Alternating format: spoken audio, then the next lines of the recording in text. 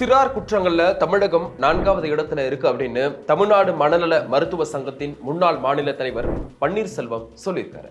நம் நாட்டின் ஒட்டுமொத்த மக்கள் தொகையில 18 வயதுக்குட்பட்டோர் 33% பேர் இருக்கிறாங்க. இவர்கள்ல 6.7% பேர் குற்றங்கள்ல ஈடுபடுறாங்க. அவர்களில் ஆண்கள் 80% பேரும் பெண்கள் 20% பேரும் இருக்கிறாங்க.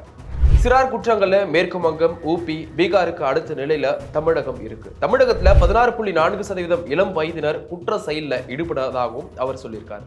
தென் மாநிலங்கள்ல நடக்கக்கூடிய சிறார் குற்றங்கள்ல தமிழகம் முதலிடத்துல இருக்கு. கடந்த ஆண்டு நடத்தப்பட்ட ஆய்வின்படி சிறார்களிடம் வன்முறை, போதை பழக்கம் பெரும் பிரச்சனையா உருவெடுத்திருப்பது தெரிய வந்திருக்கு. 1 லட்சம் சிறார்கள்ல 17% பேருக்கு எளிதில் கோபப்படுதல், உடல் ரீதியா தாக்கும் குணமும் இருக்கு. மேலும் 44% பேருக்கு பிறரை கோபப்படுத்துதல் வகையில திட்டுவது உள்ளிட்ட பழக்கமும் இருக்கு. மீதி 15% பேருக்கு பாலியல் ரீதியான தவறான எண்ணங்களும் இருக்கு.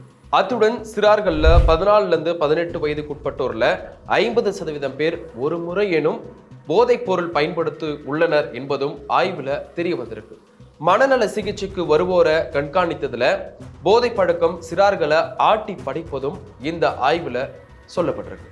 சிறார்கள் முன் பெற்றோர்கள் சண்டையிடுவது, மது, புகைப்பழக்கம், கூடா நட்பு, வசிப்பிட சூழல் உள்ளிட்ட காரணங்களால சிறார்கள் வழி மாறவும் கூடும். பெற்றோர்கள் மற்றும் ஆசிரியர்கள் சிறார்களின் நடவடிக்கை குறித்து கூர்ந்து கவனிக்க வேண்டும்னு அவர் சொல்லியிருக்காரு. இதற்காக அவர்களுக்கு பயிற்சி கொடுப்பதாகவும் பன்னீர்செல்வம் சொல்லியிருக்காரு. நீங்க இதை எப்படி பாக்குறீங்கன்னு மறக்காம கமெண்ட்ல சொல்லுங்க.